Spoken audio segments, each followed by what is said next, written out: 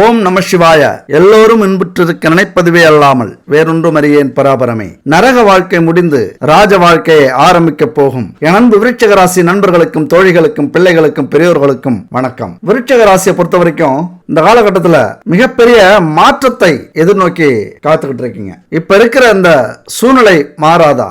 இப்ப இருக்கிற இந்த வலியும் வேதனையும் மாறாதா? இப்ப இருக்கிற துன்பம் தொலையாதா? இப்ப இருக்கிற குடும்ப பிரச்சனைகள் என்னைக்கு தான் தீரும்? கடன் என்னைக்கு தான் நம்ம வாழ்க்கையை விட்டு போகும்? ஒரு கடன் அடைச்சி முன்னுக்கு வருவோமா? ஒரு வியாபாரம் செஞ்சு அதுல லாபத்தை சம்பாதிக்க முடியுமா? ஒரு தொழில் ஆரம்பிக்க முடியுமா? அல்லது படிச்ச படிப்புக்கு வேலை கிடைக்குமா? இப்படி பல பிரச்சனை. வாழ்க்கையில பிரச்சனைகள் வர்றதை விட பிரச்சனையே வாழ்க்கையா மாறி போன ஒரு வாழ்க்கை விருச்சிக ராசி நண்பர்களுக்கும் தோழிகளுக்கும். அதனால ஏதாவது ஒரு மாற்றம், ஏதாவது ஒரு வழி, ஏதாவது ஒரு வாய்ப்பு, சொல்ல முடியாத அவமானம், துக்கம், துயரம், இது எல்லாத்தையும் அடுத்தடுத்தது சந்திச்சுக்கிட்டு இருக்கீங்க. அப்ப விருச்சிக ராசினா எல்லாருமே இப்படி வருத்தப்பட்டு இருக்கீங்களா, கஷ்டப்பட்டு இருக்கீங்களா அப்படின்னா இல்ல. அப்படி சந்தோஷமா ராஜ வாழ்க்கைய வாழ்ந்துகிட்டு இருக்கிற விருச்சிக ராசி நண்பர்கள் இந்த வீடியோ பார்க்க மாட்டீங்க. ஆனா ஏதாவது ஒரு வழி கிடைக்குமா, வாய்ப்பு கிடைக்குமா அப்படின்னு ஏங்கி தவிச்சுக்கிட்டு இருக்கிறவங்க இந்த வீடியோவை பார்ப்பீங்க. கண்டிப்பா ஒரு சரியான வீடியோவை இன்னைக்கு பார்த்துருக்கீங்க. ஏன்னா உங்க வாழ்க்கை நரக வாழ்க்கையிலிருந்து மீண்டு ராஜ வாழ்க்கையை தொட போகுது. இது வரைக்கும் இந்த ராஜ வாழ்க்கையை நீங்க தேடிக்கிட்டு இருந்திருப்பீங்க, சிம்மாசனத்தை நீங்க தேடிட்டு இருப்பீங்க. இப்ப அந்த ராஜ வாழ்க்கை, அந்த சிம்மாசனம் உங்களை தேட ஆரம்பிச்சிருச்சு. உங்களை தேடி தேடி அலைகிறது. கண்ணுல பட வேண்டியது உங்க பொறுப்பு. அது எங்கெங்கெல்லாம் தெரியுமா இருக்கும்? முயற்சி தோத்து போய் சோர்ந்து போய் கிடக்குறீங்களா அந்த இடம். பிரச்சனைன்னு ஊரை விட்டு ஓடி போலாமா அப்படின்னு நினைச்சுக்கிட்டு இருக்கீங்களா அந்த இடம். வெளிநாட்டுல சந்தோஷமே இல்லாம நிம்மதி இழந்து தவிச்சுக்கிட்டு இருக்கீங்களா அந்த இடம். கடன் பிரச்சனை, குடும்ப பிரச்சனை நினைச்சு தூக்கம் இல்லாம துடிச்சுக்கிட்டு இருக்கீங்களா அந்த இடத்துல உங்களை தேடி கொண்டிருக்கிறது இந்த ராஜ வாழ்க்கை, இந்த சிம்மாசனம். என்ன புரிஞ்சுக்கணும் அப்படின்னா, உங்களுக்கு ஒரு அற்புதமான காலகட்டம் வந்திருக்கிறது. நம்பினால் நல்லதே நடக்கும் வாழ்க்கையில. அது உங்க வாழ்க்கையில நீங்க செய்ய வேண்டிய ஒரே விஷயம் என்ன தெரியுமா? நம்பணும். நமக்கு நல்ல நேரம் வந்திருக்கு, நம்மளால முடியாது எதுவுமே இல்லை. விருச்சிக ராசியை பொறுத்த வரைக்கும் என்ன தெரியுமா? முடியாதது எதுவுமே இல்லை. ஒரு பேச்சாற்றல், வாக்கு வன்மை, அறிவு, சுய முயற்சி, ஒரு கம்பீரம், யோசிக்கிற திறன், அது மாதிரி தோற்றத்துல சிங்கம், குடும்ப பற்று, போர்க்குணம், முக்கியமா எதையுமே போராடி வெல்லக்கூடிய ஒரு குணம். ஆனா நம்பினவங்களே துரோகம் பண்ணும் போது, அன்பு வச்சவங்க அலட்சியப்படுத்தும் போது அந்த இடத்துல தான் நீங்க சோர்ந்து போவீங்க. அந்த இடத்துல தான் நீங்க தோத்து போவீங்க. ஒரு வாழ்க்கையில எவ்வளவோ கஷ்டப்படுவீங்க, எவ்வளவோ முயற்சி பண்ணுவீங்க, அங்க தோத்தா கூட வருத்தப்பட மாட்டீங்க. ஆனா உண்மையா நம்பினவங்க உங்களுக்கு ஏதாவது துரோகம் பண்ணிட்டாங்க, அல்லது எதிரியா மாறிட்டாங்க, அல்லது உங்களை புரிஞ்சிக்கல அப்படின்னா அங்கத்தான் தோல்வியா நினைக்கக்கூடியவர்கள் அன்பு விருச்சிக ராசி நண்பர்களும் தோழிகளும். அப்ப இது மாதிரியான காலகட்டத்துல கிரக அமைப்பு உங்களுக்கு மிகப்பெரிய சாதகமா வந்துட்டு இருக்கு. உண்மையா நீங்க நினைச்சே பார்த்துருக்க மாட்டீங்க உங்களுக்கு இப்படி ஒரு காலகட்டம் வரும் அப்படின்னு. உங்க கண்ணுக்கு தெரியாது. உங்களது செயல், நீங்க செய்யக்கூடிய ஒவ்வொரு செயலும் அதை கொண்டு வரும். என்னன்னு பாத்தீங்கன்னா, நவக்கிரகங்கள்ல ராஜ கிரகம் அப்படின்னு சொல்லக்கூடிய சூரியன் துலாம் ராசியிலிருந்து உங்க ராசிக்கு வரார். சூரியன் அப்படின்னால யாரு? முதன்மையானவர், தைரியமானவர், தலைமை.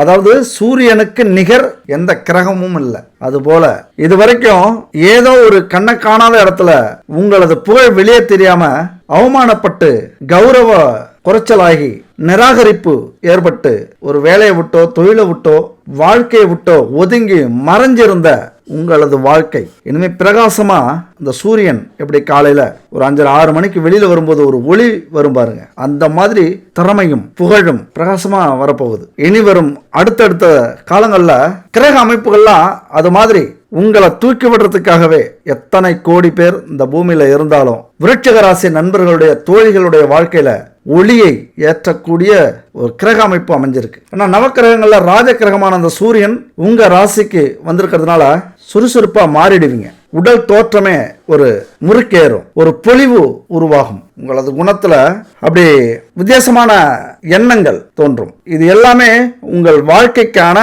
வளர்ச்சியை நோக்கி வாழ்க்கையில ஏதாவது செஞ்சு முன்னேறணும். இதுக்கு மேல யாரையும் நம்பி பிரயோஜனம் இல்லை, யாருக்காகவும் பயந்து பிரயோஜனம் இல்லை. நமக்காக, நம்ம குடும்பத்துக்காக வாழ்ந்தே ஆகணும் அப்படிங்கிற முடிவை எடுக்கக்கூடிய ஒரு தருணமாக இருக்கும் இந்த காலகட்டம். அதனாலே செல்வம், செல்வாக்கு இது எல்லாமே கூடக்கூடிய ஒரு காலகட்டம். மிக வலிமை வாய்ந்தவர்களாக இப்ப விருச்சிக ராசி நண்பர்களும் தோழிகளும் இருப்பீங்க. இயற்கையாகவே நீங்க இருந்தாலும் பல தோல்விகளை பார்த்து, பல அவமானங்களை பார்த்து, கூட இருந்தவங்களே உங்களை நிராகரிக்கத்தை பார்த்து கொஞ்சம் சோர்ந்து போயிருப்பீங்க. அந்த சோர்வுக்கெல்லாம் ஒரு வலிமை கொடுக்கக்கூடிய ஒரு ஆற்றலை இந்த சூரியன் உங்களுக்கு கொடுக்க போகிறது. அது மாதிரி உங்க ராசியில இருக்கு. ஏற்கனவே செவ்வாய் உங்கள் அதிபதி. செவ்வாய் ஒரு போராட்டக்காரகர். போராடி போராடி சோர்ந்து போய் இருக்கிறவருக்கு ஒரு வேலை கொடுத்து அனுப்பி வச்சா எப்படி இருக்கும்? அதாவது செவ்வாய்க்கு தேவதை முருகன். பல போர்களை பார்த்தவர். போர்ல ஒரு வீரராக நின்று போரிட்டவர். அவர் உங்க ராசியில உங்கள் அதிபதி. அவரே இப்ப சோர்ந்து கிடந்தாலும் சூரியன் வந்து ஒரு வேலை கொடுத்து புறப்படு அப்படிங்கிறது மாதிரி இனிமே உங்க வாழ்க்கை எதற்குமே தடைபடாது. நம்மளால முடியும் அப்படிங்கிற எண்ணம் தானாவே உங்களுக்கு வந்துடும். அது மட்டும் இல்ல, விருச்சிக ராசியில புதன் இப்ப பயணம் செய்யறார். புதன் யாரு? புத்திக்காரகர். ஏதோ அவசரப்பட்டு பல அவமானங்களை சந்திச்சிருப்பீங்க, பல இழப்புகளை சந்திச்சிருப்பீங்க, நஷ்டம் ஏற்பட்டிருக்கும். அது மாதிரி உறவுகளை பிரிஞ்சிருப்பீங்க. கொஞ்சம் புத்தியை பயன்படுத்தாதால அங்க வந்து வேலையை கூட இழந்திருப்பீங்க. நல்ல கம்பெனியில் வேலை கிடைச்சிருக்காது. உங்க தொழிலை, உங்க வியாபாரத்தை ஒரு சிந்திச்சு செயல்படுத்த முடியாத சூழ்நிலை ஏற்பட்டிருக்கும். இது வரைக்கும் எங்க போனாலும் வேகமா இருக்கணும், உடனே நமக்கு கிடைக்கணும், உடனே இது நடக்கணும் அப்படின்னு நினைப்பீங்களே தவிர கொஞ்சம் சிந்திச்சு செயல்படுவோம், புத்தியை பயன்படுத்துவோம் அப்படிங்கிற சூழ்நிலை உங்களுக்கு அமையாது. இந்த காலகட்டத்தில் புதன் உங்க ராசியில பயணிக்கிறார். அதனால இனிமே புத்திசாலித்தனமா எதையுமே செய்வீங்க. அதனாலதான் இந்த வெற்றி உங்களுக்கு நிரந்தரமாக மாற்றப்பட போகிறது. எப்பொழுதுமே தோத்தாலும் ஜெயிச்சாலும் மீசையை முறுக்கிறவங்க விருச்சிக ராசி நண்பர்களும் தோழிகளும். ஆனா இப்ப தோல்விக்கு இடமே இல்லை. ஏன்னா அந்த சூரியன், இந்த புதன், அதாவது சூரியனாலே முதன்மை, ஒரு தலைவர், ஒரு தலைவன் மாதிரி. அது கூட புதன் சேரும்போது உங்களுடைய புத்திசாலித்தனத்தால நீங்க முதல் இடத்துக்கு வருவீங்க. உங்கள் சார்ந்த தொழிலிலும், வேலையிலும், சமூகத்திலும், குடும்பத்திலும், உறவுகள்கிட்டையும் அல்லது எந்த துறை வேலைக்கு போனாலும் சரி முதலிடத்துக்கு வரக்கூடிய அமைப்பு இந்த காலகட்டத்தில் என் அன்பு விருச்சிக ராசி நண்பர்களுக்கும் தோழிகளுக்கும் உண்டு. ஆனால் அதே நேரத்தில் உங்களை அதிகம் பாதிப்புக்கு உள்ளாக்கியவர்கள் உங்க குடும்ப உறுப்பினர்களாக இருப்பாங்க. இது வரைக்கும் நீங்க எதெல்லாம் நினைச்சு உங்க குடும்பத்துக்காகவும், உங்கள் துணைக்காகவும், உங்கள் குழந்தைகளுக்காகவும், உங்கள் உறவுகளுக்காகவும் செய்றீங்களோ அதற்கான முழு பலனும், அதற்கான முழு மரியாதையும் உங்களுக்கு கிடைக்காது. திருமண வாழ்க்கையை பொறுத்த வரைக்கும் கொஞ்சம் மேலோட்டமா தான் நீங்க இருப்பீங்க. ஆனா மனசுல மரியாதை இருக்கும், மனசுல ஒரு நல்லெண்ணம் இருக்கும் அவங்கள பத்தி. ஆனா உங்களை புரிஞ்சுக்க மாட்டாங்க. யாரையுமே நீங்க மதிக்கல அப்படின்னு தான் உங்களை சொல்லுவாங்க. குடும்பத்துல எந்த பிரச்சனை வந்தாலும் உங்களால வருது அப்படின்னு நினைப்பாங்க, அப்படின்னு சொல்லுவாங்க. உண்மையா சொல்லப்போனா விட்டு கொடுத்து போகணும்னு நீங்க நினைச்சாலும் உங்க சூழ்நிலை உங்களை விட்டு கொடுக்க வைக்காது. வேலையா இருந்தா சொல்ல வேண்டியதில்லை, பெரிய பிரளயமே நடக்கும் வேலையில. தொழிலும் அப்படிதான். அங்க நீங்க என்ன செய்வீங்க தெரியுமா? உங்க சைடுல இருந்து சரியா இருக்கணும் அப்படின்னு நினைப்பீங்க. இந்த அதிகாரிக்கு பயந்து ஒரு வேலை செய்யறது, இந்த அக்கம் பக்கத்துல வேலை செய்யறவங்க நம்மள என்ன நினைப்பாங்களோ அப்படின்னு நினைச்சுக்கிட்டு வேலை செய்யறது, இந்த காக்கா பிடிக்கிறது அலுவலகத்துல, அது மாதிரி தொழில அநியாயத்துக்கு சம்பாதிக்கிறது, அநியாயத்துக்கு லாபத்தை வச்சு விற்கிறது, அல்லது பிசினஸ் பண்றது, அல்லது கலப்படமான பொருள் சேர்க்கிறது, இதெல்லாம் தொழிலை பொறுத்த வரைக்கும் சுத்தமா இருக்கணும் அப்படின்னு நினைப்பீங்க. இந்த சுத்தம், உண்மை, நேர்மை இதுவே உங்களுக்கு பெரிய பிரச்சனையா வரக்கூடிய அமைப்பு இந்த காலகட்டத்தில். இதனால கண்டிப்பா நீங்க பிரச்சனையை சந்திச்சிருப்பீங்க. தொழில் நஷ்டமா இருக்கும், வேலையை விட்டு நீங்க இருப்பீங்க, இல்ல குடும்பத்துல பிரச்சனையாகி பிரிஞ்சிருப்பீங்க, வெளிநாட்டில இருந்து திரும்ப வந்திருப்பீங்க, அல்லது எந்த துறையாக இருந்தாலும் அந்த துறையில இருந்து நீங்க விலக்கி வைக்கப்பட்டிருப்பீங்க. ஏன்னா உங்களது உண்மைக்கும் நேர்மைக்கும் உழைப்புக்கும் கிடைச்ச பரிசு. இதே தான் உங்க குடும்பத்திலையும் நடக்கும். உங்களை புரிஞ்சிக்க மாட்டாங்க. அப்பதான் நீங்க சோர்ந்து போய் துவண்டு போயிடுவீங்க. நம்முடைய வாழ்க்கையில இந்த அவமானம், துன்பம், கஷ்டம் இதெல்லாம் மாறி மாறி வரக்கூடியது. இரவும் பகலும் மாறுறது மாதிரி. எப்பவுமே வாழ்க்கையில துன்பம் இருந்தா வருத்துரும், எப்பொழுதுமே வாழ்க்கையில இன்பம் இருந்தா திகட்டிடும். அதனாலதான் இன்பமும் துன்பமும் மாறி மாறி நம்ம வாழ்க்கையில வந்துகிட்டே இருக்கு. வாழறதுக்கு ஒரு பிடிப்பையும் கொடுக்கக்கூடியது அதுதான். இருந்தாலும் சில நேரத்துல வாழ்க்கையில இருக்கிற கஷ்டங்களை நினைச்சு நினைச்சு மனம் வருத்தம் அடையும் போது இந்த விஷயத்தை மட்டும் ஞாபகம் வச்சுக்கோங்க. எப்பயாவது மலை ஏறி இருக்கீங்களா? கடினமா மலை ஏறிட்டு மலை உச்சியில போய் நின்று அந்த அற்புதமான காட்சியை பார்த்தோம் அப்படின்னா எப்படி இருக்கும்? சொர்க்கமே தெரியுமா? அவ்வளவு கஷ்டப்பட்டு மலை ஏறி இருப்போம், எல்லாத்தையும் மறந்துடுவோம். அது ஒரு அழகான காட்சியா மலைக்கு மேல இருக்கும். அந்த இயற்கையை ரசிக்கிறதுக்கு 1000 கோடி கண்கள் வேணும் அப்படின்னு நினைப்போம். ஏறி வந்த பாதையை மறந்துடுவோம். இது 100க்கு 100 உண்மைங்க. நாங்க ஒரு டூருக்கு போயிருந்தோம். Munnar Eravikulam national park. எத்தனை பேர் போயிருக்கீங்கன்னு தெரியல. மூணாருக்கு போனீங்க அப்படின்னா கண்டிப்பா இரவிக்குளம் நேஷனல் பார்க்கு போயிட்டு வாங்க. பெரிய பெரிய ஃபாரின் எந்தெந்த நாட்டுக்கெல்லாம் போனா அந்த மாதிரியான காட்சி கிடைக்குமோ அப்படி அங்க எங்களுக்கு கிடைச்சது. ஆனா அந்த மலை மலை ஏறும்போது நாங்க பட்ட கஷ்டம் இருக்கு, ரொம்ப கஷ்டம். ஏண்டாப்பா வந்தோம் அப்படின்னு கூட நினைச்சிட்டோம். பாதி வழியில திரும்பி போயிடலாமான்னு கூட நினைச்சோம். ஆனா அங்க போனதுக்கு அப்புறம் தான் தெரியுது இன்னும் எவ்வளவு தூரம் வேணாலும் இதுக்காக நடக்கலாம் அப்படின்னு. இது ஒரு ரியல் இன்சிடென்ட்டுங்க. அதுதான் வாழ்க்கை. இதை மட்டும் நீங்க புரிஞ்சுக்கங்க. ஒரு சின்ன ஸ்டோரி. குரு சீடர்கள் கேள்விப்பட்டிருப்பீங்க. எப்போதுமே ஒரு 10 பேருக்கு குரு வந்து பாடம் எடுத்துக்கிட்டே இருப்பார். அவங்க இறை வழிபாட்டுக்காக ஒரு நாட்டில இருந்து இன்னொரு நாட்டுக்கு, ஒரு ஊர்ல இருந்து இன்னொரு ஊருக்கு போறது உண்டு. அப்படி போகும்போது ஒரு 10 சீடர்களோட குரு போறாரு. சில நாட்கள் உணவு தண்ணி இதெல்லாம் கிடைக்குது போற வழியில. ஒரு நாள் சுத்தமாவே கிடைக்கல, தண்ணி கிடைக்கல, தாகம் அதிகமா இருக்கு, சாப்பாடு கிடைக்கல, பசி அதிகமா இருக்கு, நடக்க முடியல, சோர்வு. ஏதாவது ஒரு இடத்தை பார்த்து நம்ம ஓய்வு எடுக்கலாம் அப்படின்னு நினைக்கிறாங்க. இருட்டும் ஆயிடுச்சு. கடைசி வரைக்கும் அன்னைக்கு ஃபுல்லா அவங்களுக்கு தண்ணியும் சாப்பாடும் கிடைக்கல. ஒரு இடத்துல போய் உறங்க போறாங்க நைட்ல. அப்ப படுக்கும் போது அந்த குரு சொல்றாரு, எல்லாம் கொடுத்த இறைவனுக்கு நன்றி அப்படின்னு சொல்லிட்டு படுக்கிறார். அப்ப அதுல ஒரு சீடர் எழுந்திருச்சு பொறுக்க முடியாம கேட்கிறாப்ல, பசி தாகத்தெல்லாம் பொறுக்க முடியாம, குருவே எதுவுமே இன்னைக்கு நமக்கு கிடைக்கல, பசிக்குது உணவு கிடைக்கல, தாகம் எடுக்குது தண்ணி கிடைக்கல, ஒரு ஓய்வு எடுக்கிறதுக்கு ஒரு வீடு கூட கிடைக்கல, ஆனா எல்லாமே இன்னைக்கு கொடுத்த இறைவனுக்கு நன்றின்னு சொல்றீங்களே அப்படின்னு கேட்கிறாப்ல. அந்த சீடன் கேட்ட கேள்விதான் எல்லாருடைய மனசுலயும் இருந்தது, மற்ற சீடர்களுக்கும். ஆனா அந்த குரு சொன்ன பதில், அந்த ஒரு வார்த்தை கேட்டு எல்லா சீடர்களுக்குமே அந்த நேரத்துல அந்த பசி தாகம் உடல் அசதி எல்லாமே போயிடுச்சான். அப்படி அந்த குரு என்ன சொல்லியிருப்பார் கொஞ்சம் சிந்திச்சு பாருங்க. இந்த வீடியோட கடைசியா நம்ம பார்க்கலாம். சரி, சுக்கிரன் தனுசு ராசிக்கு மாறார். இது எத்தனாவது இடம்? 2வது இடம். குடும்பஸ்தானம், வாக்குஸ்தானம், தனஸ்தானம். சுக்கிரனா யாருங்க சுக்கிரனா? அதாவது பூமியிலேயே சொர்க்கத்தை காட்டுறதுக்காகவே இருக்கக்கூடிய ஒரு கிரகம், அவ்வளவுதான். ஒருத்தவங்க வாழ்க்கையில உல்லாசமா இருப்பாங்க, ஜாலியா என்ஜாய் பண்ணுவாங்க, வாழ்க்கையை எந்த ஒரு இடத்துலையும் எந்த ஒரு சூழ்நிலையையும் என்ஜாய் பண்ணிக்கிட்டே இருப்பாங்க. அதாவது பங்களா கட்டி சொகுசு வாகனம் வாங்கி ஒரு உல்லாச பயணத்துக்கு போய் அங்க எல்லாத்தையும் ஒரு வரைமுறை இல்லாம அனுபவிக்கிறாங்க பாரு. அவங்களெல்லாம் சுக்கிரன் தான் அப்படி செய்ய வைக்கக்கூடிய வலிமை உடையவர். ஒருத்தன் வாழ்க்கையில சுக துக்கங்களை மறந்து சந்தோஷமா இருக்கான், என்ஜாய் பண்றான், எதுக்குமே ஆசைப்படாம, பணத்துக்கு ஆசைப்படாம, புகழுக்கு ஆசைப்படாம, அவங்க சுக்கிரனுக்கு உரியவர். இந்த காலகட்டத்தில் உங்கள் குடும்ப வாக்கு தனஸ்தானத்துக்கு சுக்கிரன் வந்திருக்கிறார். அப்ப உங்களுடைய நிலை எப்படி இருக்கும் அப்படின்னு கொஞ்சம் நினைச்சு பாருங்க, கொஞ்சம் கற்பனை பண்ணி பாருங்க. உங்க ஊர்ல உங்க குடும்பம் ஓஹோன்னு வரப்போகுது. திடீர்னு ஒரு நாள் பெரிய மாற்றத்தை சந்திக்க போகுது. ஊர்ல கொஞ்சம் கூட மரியாதை இல்லாம இருந்திருக்கலாம். ஒரு 4 நல்ல காரியத்துல முன்னுக்கு நம்மளை கூப்பிடாம இருந்திருக்கலாம். காரியத்துக்கு கூட கூப்பிட்டுக்க மாட்டாங்க. அப்படிலாம் கொஞ்சம் ஒதுக்கப்பட்டிருக்கலாம். இன்னைக்கு இந்த குடும்பம் வரலன்னா இந்த காரியம் நடக்காதுங்கிற சூழ்நிலையை கொண்டு வரும். உங்க வார்த்தை இருக்குல்ல, அந்த ஒவ்வொரு வார்த்தைக்கும் காசு உண்டு, லாபம் உண்டு.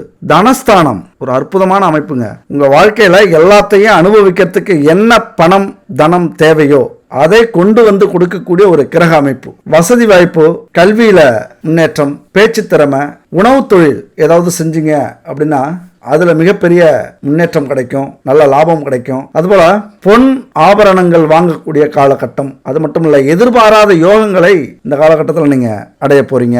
அப்ப இந்த 2ஆம் வீடு அப்படிங்கிறது வாக்கு சாதுரியம், பேச்சுத்திறன், கலைகள் கற்கக்கூடிய ஆர்வம், அதுபோல காரியங்கள், சுப காரியங்கள், கல்யாணமே நடக்காம இருந்திருக்கும் உங்களுக்கோ அல்லது உங்கள் பிள்ளைகளுக்கோ, தள்ளி தள்ளி போயிருந்திருக்கும். அது எல்லாமே இந்த காலகட்டத்தில் நடக்க போகுது. ஒரு புதையல் கிடைக்கக்கூடிய சூழ்நிலை உருவாகும். புதையல் கிடைக்கும், இல்லைன்னா புதையல் கிடைச்சா எந்த அளவுக்கு நீங்க சந்தோஷப்படுவீங்களோ, எந்த அளவுக்கு வாழ்க்கை என்ஜாய் பண்ணுவீங்களோ அந்த அளவுக்கான நல்ல விஷயங்கள், ஏதோ ஒரு யோகம் உங்களுக்கு அடிக்க போகுது. இந்த உறவினர்கள்லாம் அவங்கள தூக்கி கொண்டாட போறாங்க. இது வரைக்கும் கொஞ்சம் தள்ளி இருந்தாங்க, கண்டிருக்க மாட்டாங்க. ஏன்னா பணம் தானே உலகமே.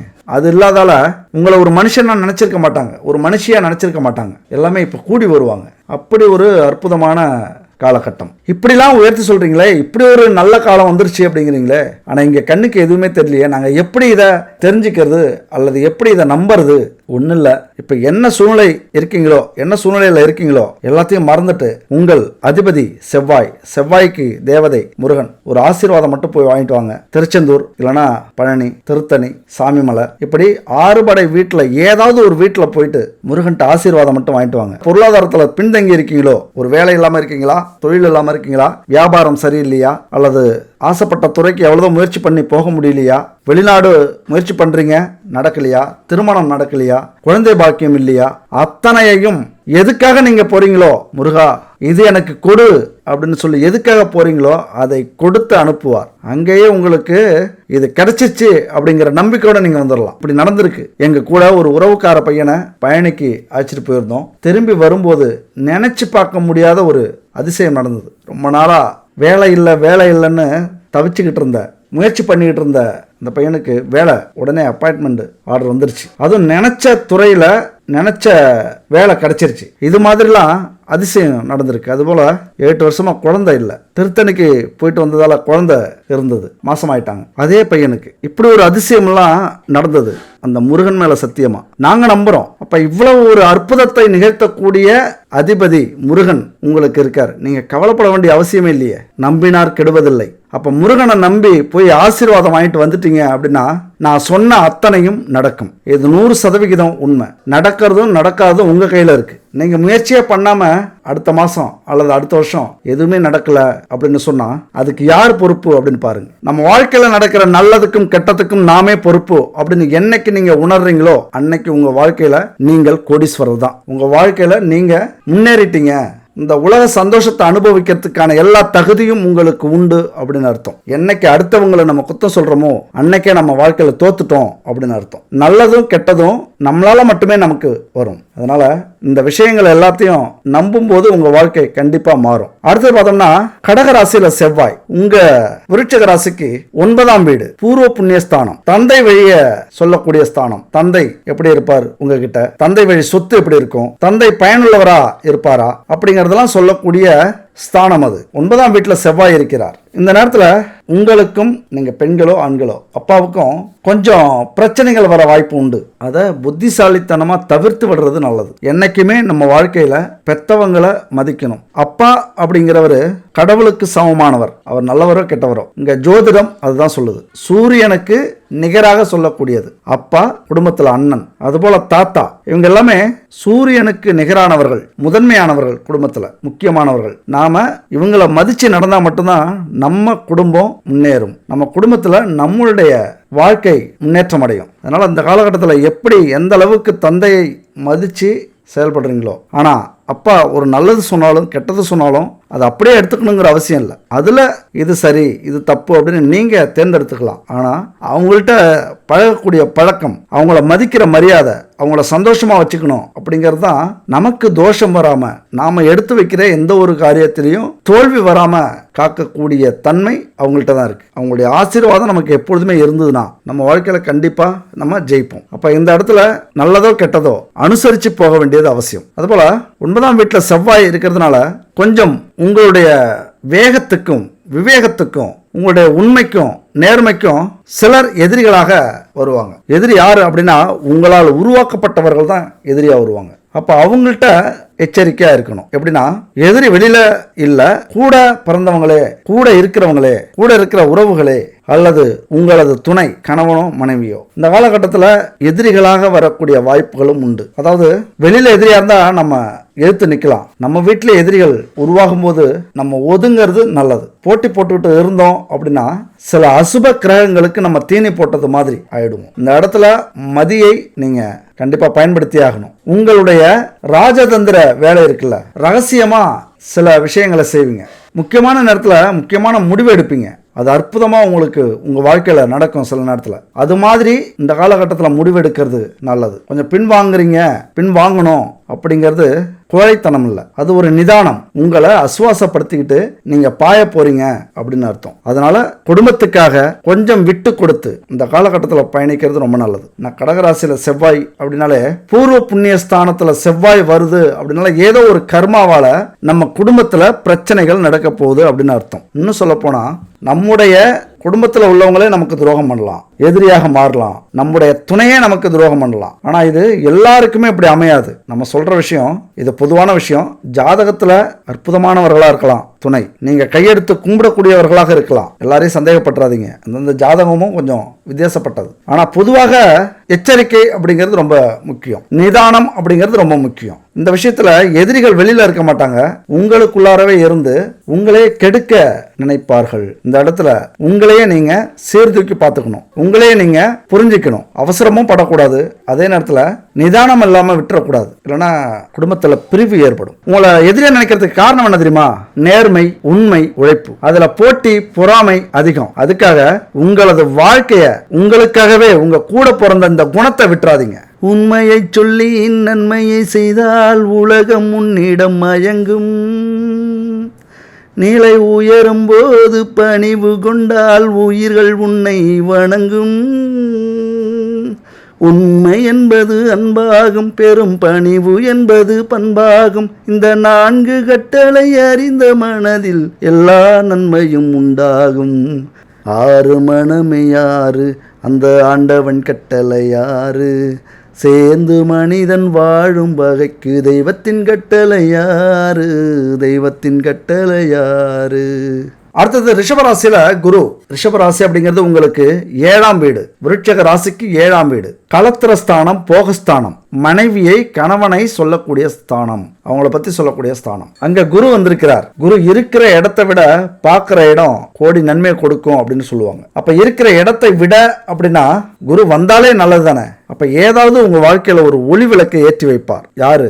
உங்களது துணை. உங்கள் துணைக்கு ஒரு நல்ல காலகட்டம் இந்த காலகட்டம். அப்ப அவர்களால உங்க வாழ்க்கையில மிகப்பெரிய முன்னேற்றத்தை நீங்க பார்க்கலாம். உங்களுக்கு சாதகமா இருந்து, உங்களுக்கு துணையா இருந்து, உங்களுக்கு தோள் கொடுத்து உங்களை தூக்கிவிடக்கூடிய இடத்தில் தற்போது உங்களது துணை இருக்கிறது. என்னையா முன்னாடி எச்சரிக்கையா இருங்க, சந்தேகப்படுங்க அப்படின்னு சொன்னீங்க.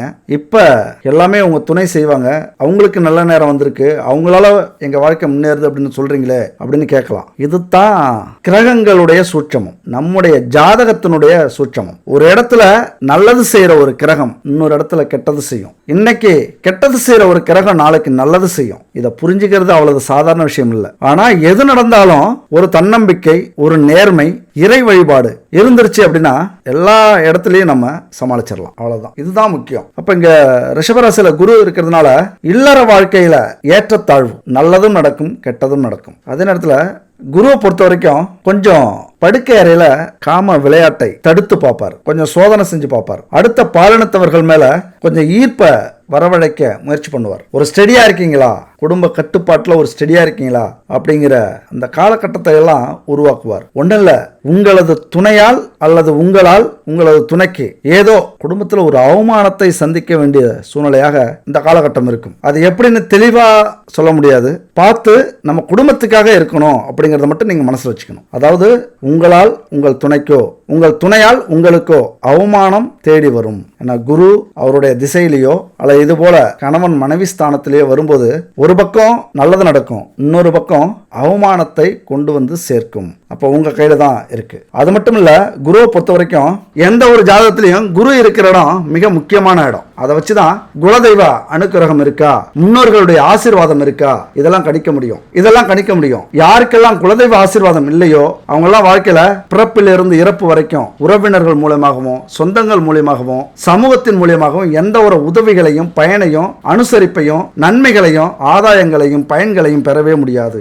அவமானங்களை மட்டும்தான் அடைவாங்க. நிராகரிப்பு அதிகம் இருக்கும். அதனால ஜாதகத்துல வலிமை இழந்திருக்கும் நிலை இருந்தா குருவினுடைய வலிமை பொறுத்து தான் இந்த காலகட்டத்தில் உங்களால ஜெயிக்க முடியுமா அப்படின்னு சொல்ல முடியும். வியாழக்கிழமையில மஞ்சள் நிறத்துல லட்டு செஞ்சு தட்சிணாமூர்த்திக்கு நைவேத்தியமா வணங்கிட்டு கோவிலுக்கு வர பக்தர்களுக்கு வியாழக்கிழமை லட்டு தானமா கொடுங்க. மங்களகரமான மஞ்சள் நிறத்துல பொருட்கள் எதுவாக இருந்தாலும் கொடுங்க.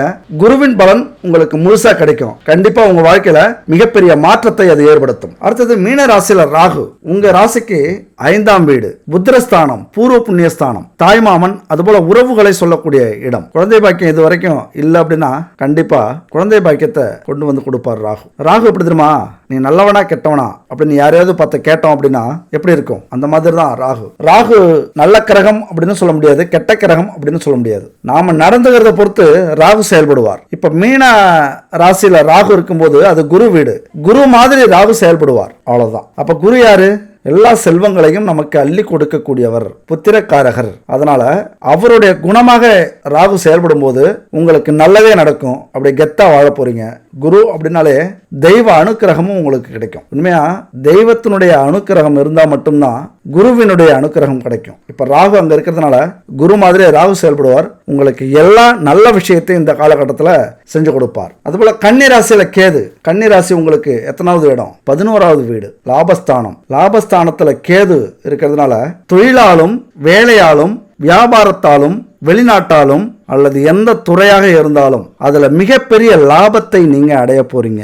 மிகப்பெரிய லாபத்தை, நீங்க எதிர்பார்க்க முடியாத லாபத்தை அடைய போறீங்க. ஆனா அதே நேரத்துல கேது அப்படின்னா உங்ககிட்ட இருக்கிற அந்த பக்தி, தெய்வ பக்தியை சோதிக்கிறவர். 11ஆம் வீட்டுல கேது இருக்கிறதுனால எந்த அளவுக்கு தெய்வத்தின் அனுக்கிரகத்தை நீங்க பெறுறீங்களோ, எந்த அளவுக்கு தெய்வத்தை வணங்குறீங்களோ, எந்த அளவுக்கு தெய்வத்தை தேடி ஓடுறீங்களோ, எந்த அளவுக்கு தெய்வத்துக்கான பரிகாரத்தை செய்றீங்களோ, அந்த அளவுக்கு நான் சொன்ன இந்த அமைப்புகளில் லாபங்கள் வரும், லாபத்தை கொட்டும். லாபஸ்தானத்தில் கேது தெய்வ பக்தியை சொல்லக்கூடியவர். எந்த அளவுக்கு தெய்வ பக்தி இருக்கோ அந்த அளவுக்கு லாபத்தை அள்ளி கொடுக்கக்கூடியவர் கேது பகவான். அடுத்தது இப்ப நம்ம சொல்ல போற விஷயம் முக்கியமான பரிகாரம். நம்ம ஒவ்வொரு வீடியோலயுமே பரிகாரம்னு ஒண்ணு சொல்லிட்டு இருக்கோம். அதை எத்தனை பேர் கடைபிடிக்கிறீங்க அப்படின்னு தெரியாது. ஆனா விடாம கடைபிடிச்சிங்க அப்படின்னா கண்டிப்பா உங்க வாழ்க்கை மாறும். இது 100% உண்மை. நான் அனுபவிச்ச விஷயங்கள் அத்தனை பரிகாரமும் நிறைய பேருக்கு சொல்லி அவங்க உண்மையா உங்களது வாக்கு பலிக்குதுங்க, இந்த பரிகாரத்தெல்லாம் செய்யறோம் அப்படின்னு நிறைய பேர் சொல்லியிருக்காங்க. நிறைய பேர் நடக்கல அப்படிங்கிறாங்க. ஏன் நடக்கலன்னு கேட்டா, கரெக்டா செஞ்சீங்களா அப்படின்னா விட்டுடுறாங்க பாதியிலேயே. குறைஞ்சபட்சம் ஒரு பரிகாரத்தை ஒரு வருஷமாவது முழுசா முடிக்கணும். 12 மாதங்கள் 12 ராசிக்கும் போகக்கூடிய பரிகாரமாக அது இருக்கும். ஒவ்வொரு மாசத்துக்கும் ஒவ்வொரு ராசி, அந்த ராசிக்குள்ளார 3 நட்சத்திரங்கள் அடங்கியிருக்கு. இதெல்லாமே நம்முடைய பரிகாரங்கள். அதிகபட்சம் ஒரு வருஷத்துக்காவது நீங்க கடைபிடிச்சிட்டீங்க அப்படின்னா உங்க வாழ்க்கையே கண்டிப்பா மாறும். இது 100% அனுபவம். அப்ப இந்த பரிகாரத்தை எடுத்துங்க. இது பஞ்சபூதங்களுக்கான பரிகாரம். பஞ்சபூதங்கள்னா என்னங்க?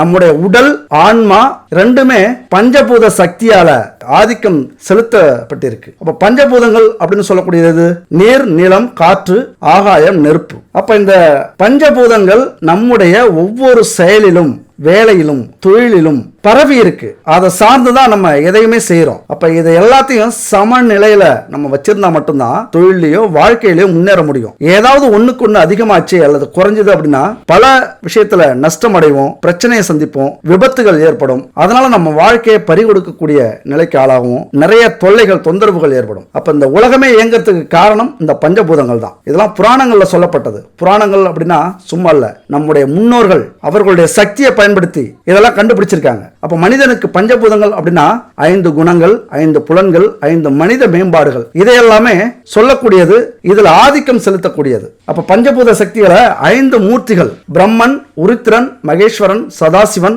விஷ்ணு, இந்த 5 பேரும் ஆட்கொண்டிருக்கிறார்கள். பஞ்சபூத சக்திகளான பராசக்தி, ஆதிசக்தி, இச்சாசக்தி, கிரியாசக்தி மற்றும் ஞான சக்திகள், இதெல்லாமே பஞ்சபூத சக்திகள். அப்ப இவைகளுக்கான பரிகாரங்களையும் மந்திரங்களையும் நம்ம செய்யும் போது இந்த பஞ்சபூத சக்திகள் நமக்கு ஆட்டோமேட்டிக்கா கிடைக்கும், சமநிலையில இருக்கும். அதனாலதான் இந்த பஞ்சபூத பரிகாரம்ங்கிறது உங்க வாழ்க்கையில கண்டிப்பா மிக மிக முக்கியமானது. இது வரைக்கும் எந்த பரிகாரத்தை நீங்க கடைசி வரைக்கும் செய்றீங்களோ இல்லையோ, இந்த பஞ்சபூத பரிகாரத்தை செய்யுங்க. பஞ்சபூத சக்திகள் நமக்கு கிடைச்சாலே எல்லாத்துலயும் நம்ம கில்லியா மாறிடுவோம், கெத்தாயிடுவோம். அவ்வளவு சக்தியும் நமக்கு நம்முடைய மனசையும் உடம்பையும் தெளிவுபடுத்தும். அதுக்கு என்னென்ன தேவைகள் அப்படின்னு பாத்தீங்கன்னா, பஞ்சகவ்ய விளக்கு, பஞ்சகவ்ய சாம்பிராணி, பஞ்சகவ்ய அகர்பத்தி, பஞ்சதீபத்திரி, பஞ்சதீப எண்ணெய், இது எல்லாமே பஞ்சபூதங்களை தன்வசப்படுத்தக்கூடிய பொருட்கள். இந்த 5 பொருளும் உங்க வீட்டுல பரிகாரம் செய்யற காலகட்டம் மட்டும் இல்ல, எப்போதுமே இருந்ததுன்னா உங்க வீட்டுல அவ்வளவு சக்தி கிடைக்கும், பஞ்சபூத சக்திகள். அப்ப இந்த பஞ்சகவ்ய விளக்கு, சாம்பிராணி, அகர்பத்தி எல்லாம் எப்படி செய்யறாங்க அப்படின்னா, பசுமாட்டிலிருந்து எடுக்கக்கூடிய நெய், தயிர், பால், சாணம், கோமியம், இதுல இருந்து தயாரிக்கக்கூடியது பஞ்சகவ்ய விளக்கு, சாம்பிராணி, அகர்பத்தி. அதுபோல பஞ்சதீப திரி அப்படின்னா எதுனா, பஞ்சு திரி, நூல் திரி, எருக்கந்திரி, வாழைத்தண்டு திரி, தாமரை திரி, இது பஞ்சதீப திரி. அதுபோல பஞ்சதீப எண்ணெய் எப்படின்னா, வேப்பெண்ணெய், விளக்கெண்ணெய், பசு நெய், சுத்தமான பசு நெய், கடையில கிடைக்கிற டூப்ளிகேட் நெய் இல்ல, சுத்தமான பசு நெய், இலுப்ப எண்ணெய், தேங்காய் எண்ணெய், இதெல்லாமே கலப்படம் இல்லாத எண்ணெய்களா கலந்த பஞ்சதீப எண்ணெய். அப்ப இந்த பஞ்சபூத பொருட்கள் மிக மிக முக்கியமானது இந்த நவக்கிரக பரிகாரத்துக்கு. அப்ப கடையில கிடைக்கிற இந்த பொருட்கள்லாம் உண்மையா கலப்படம் இல்லாம இருக்குமா அப்படின்னா 100% நம்ப முடியாது. கலப்படம் இல்லாத பொருட்கள் மட்டுமே முழு பலனையும் நமக்கு கொடுக்கக்கூடியது. கடவுளுக்கு தானே அப்படின்னு அலட்சியப்படுத்திட்டு எங்கேயோ கிடைக்கிற பொருட்களை வாங்கி நம்ம பயன்படுத்தணும் அப்படின்னா கண்டிப்பா அதற்கான முழு பலனும் கிடைக்காது. முதல் விஷயம் இதுதான். அப்ப கடையில இதெல்லாம் சுத்தமா கிடைக்குதா அப்படின்னா சந்தேகம் தான். அப்போ உங்களுக்கு சுத்தமான கலப்படம் இல்லாத இந்த பொருட்கள் வேணும் அப்படின்னா குட் பேபியை கனெக்ட் பண்ணுங்க. இந்த நம்பர் தான் 9340688626. இந்த நம்பர் கனெக்ட் பண்ணுங்க. எல்லாமே கலப்படம் இல்லாத சுத்தமான பொருட்களா தயாரிச்சிருக்காங்க பூஜை பொருட்கள். அது மட்டும் இல்ல நம்ம குடும்பத்துக்கு தேவையான ஆரோக்கியத்துக்கு தேவையான கலப்படம் இல்லாத ஹெர்பல் நவ தானியங்கள் இப்படி இயற்கையில கிடைக்கக்கூடிய பொருட்களை வச்சு நிறைய ப்ராடக்ட் தயாரிச்சிருக்காங்க. விருப்பப்படுறவங்க வாங்கி பயன்படுத்துங்க. முக்கியமா இந்த பூஜை பொருட்கள் கலப்படம் இல்லாம இங்க வாங்கிக்கங்க. இல்லைன்னா உங்களுக்கு எங்க கிடைக்குதோ அங்க வாங்கிக்கலாம். இப்ப இந்த பொருளா ரெடி பண்ணிக்கங்க. இது எப்ப பண்ணலாம்? அந்த நவக்கிரக பரிகாரம் எப்ப பண்ணலாம் அப்படின்னா அமாவாசை முடிஞ்சு 5வது நாள், அதே போல பௌர்ணமி முடிந்து 5வது நாளாக வரக்கூடியது மகா சக்தியான பஞ்சமி திதி. அப்ப அமாவாசை, பௌர்ணமி, அது மட்டும் இல்ல செவ்வாய், வெள்ளி இந்த நாள்லயும் இந்த பரிகாரத்தை செய்யுங்க. அப்ப இந்த பஞ்சபூத பொருட்களை வச்சுக்கிட்டு காலையில 3 மணியிலிருந்து 4:30 பிரம்ம முகூர்த்தத்துல எழுந்திருச்சு குளிச்சுட்டு வீட்டு வாசலை சுத்தப்படுத்தி பச்சரிசி கோலமாவால, நல்லா கேட்டுங்க, பச்சரிசி கோலமாவால கோலம் போட்டுங்க. அதுக்கப்புறம் 5 முகங்கள் கொண்ட குத்து விளக்குல இந்த பஞ்சதீப எண்ணெய கலந்து விளக்கேற்றி வைங்க. அப்புறம் பஞ்சகாவிய விளக்குல நெய், சுத்தமான நெய்யை ஊத்தி தீபம் ஏத்திக்கங்க. அதுக்கப்புறம் பஞ்சகாவிய விளக்கு, பஞ்சகாவிய சாம்பிராணி, அகர்பத்தி இதெல்லாம் ஏத்தி வச்சுக்கோங்க. வீடு மங்களகரமா இருக்கட்டும். எல்லா ரூம்லயும் புகை பரவட்டும். அங்க இருக்கிற கெட்ட சக்திகளை போக்கும். இதெல்லாம் செஞ்சுட்டு பரிபூரணமா இறைவனை வேண்டிக்குங்க. இந்த மந்திரத்தை சொல்லுங்க. அதாவது 108 முறை இந்த மந்திரத்தை சொல்றது ரொம்ப நல்லது. 1 மணி நேரம் ஆகும், பரவாயில்ல, மனப்பாடம் பண்ணீங்க. 108 முறை இந்த மந்திரத்தை சொல்லணும். பஞ்சபூதத்திக தேவகா ஓம் ஸ்ரீ பஞ்சமி தேவியே நமக, பஞ்சபூதத்திக தேவகா ஓம் ஸ்ரீ பஞ்சமி தேவியே நமக அப்படிங்கிற இந்த மந்திரம் 108 முறை ஒவ்வொரு நாளுமே சொல்லுங்க. இந்த விளக்கு 24 மணி நேரம் எரியணும். நீங்க எப்ப தீபம் ஏத்துறீங்களோ அந்த நேரம் 24 மணி நேரம் அடுத்த நாள் வரைக்கும் இந்த விளக்கு எரிஞ்சிட்டு இருக்கணும். அப்ப இது மாதிரியான பரிகாரத்தை நீங்க செய்றீங்க, 1 வருஷத்துக்கு செய்றீங்க அப்படின்னா மிகப்பெரிய மாற்றத்தை உங்க வாழ்க்கையில இந்த பரிகாரம் ஏற்படுத்தும். இந்த பரிகாரத்துல எல்லாமே அடங்கிடும். பூமியில இருக்கிற அத்தனை நிலம், நீர், காற்று, நெருப்பு இது எல்லாத்தையும் தன்வசப்படுத்திடும். மனிதர்கள்ல இருந்து, மிருகங்களிலிருந்து, மிஷினரியிலிருந்து எல்லாமே நம்முடைய வசமாகிடும். தொழில் செய்யறவங்களாம் இதை கண்டிப்பா செய்யுங்க. மிகப்பெரிய மாற்றம் உங்க வாழ்க்கையில 1 வருஷத்துல நடக்கல அப்படின்னா நான் பரிகாரம் சொல்றதே விட்டுருவேன். முறையா கடைபிடிங்க. நான் சொன்னது எப்படியோ அப்படி முறையா கடைபிடிங்க. உங்க வாழ்க்கையில கண்டிப்பா மாற்றம் ஏற்படும். இப்ப வீடியோட கடைசிக்கு வந்துட்டோம். நான் முன்னாடி ஒரு ஸ்டோரி சொல்லியிருந்தேன். அந்த குரு என்ன சொல்லியிருப்பார் அப்படின்னு யோசிச்சிங்களா? கமெண்ட்ஸ்ல சொல்லுங்க. அதாவது அந்த குரு என்ன சொல்றாரு அப்படின்னா, பசியை கொடுத்த, தாகத்தை கொடுத்த, உடல் அசதியை கொடுத்த இறைவா உனக்கு நன்றி அப்படிங்கிறார். அதாவது எதையோ ஒன்றை கொடுக்கிறார் அப்படின்னு அவருடைய மனம் சொல்லுது. அதுவே இறைவன் கிட்ட இருந்து வருது அப்படின்னு அவர் நினைக்கிறார். இதுல இருந்து நம்ம என்ன தெரிஞ்சுக்கணும் அப்படின்னா, இப்படி சொல்றதுக்கெல்லாம் ஒரு பெரிய மனசு வேணும், ஒரு புரிதல் வேணும். அதனாலதான் அவர்கள்லாம் மகானாக இருக்கிறார்கள், அவர்கள்லாம் குருக்களாக இருக்கிறார்கள், அவர்கள்லாம் ஞானிகளாக இருந்தார்கள். இப்படி நம்ம நினைச்சுக்கிட்டாலே இந்த கஷ்டத்தை கொடுத்த இறைவா உனக்கு நன்றி, இதனால நான் பல பாடங்களை கத்துக்கிட்டேன், பல மனிதர்களை புரிஞ்சுக்கிட்டேன், பல செயல்கள்ல இருந்து தெளிவு அடைஞ்சிட்டேன், அதற்கு நன்றின்னு சொல்ற அந்த குணம் இருக்குல்ல, அந்த பெரிய மனிதத்தன்மை எல்லாராலையும் முடியாது, ஞானிகளால் மட்டும்தான் முடியும். இப்படி நீங்க இதை புரிஞ்சுக்கிட்டீங்க அப்படின்னா நீங்களும் ஞானிகள் தான். அப்ப நம்ம வாழ்க்கையில வெற்றி அடையணும் அப்படின்னா நம்மளை கேலி, கிண்டல், அவமானம் இதெல்லாம் செய்த அத்தனை பேருக்கும், இதையெல்லாம் கொடுத்த கடவுளுக்கும் நன்றி சொல்லிட்டு உங்க வாழ்க்கையை ஆரம்பிங்க.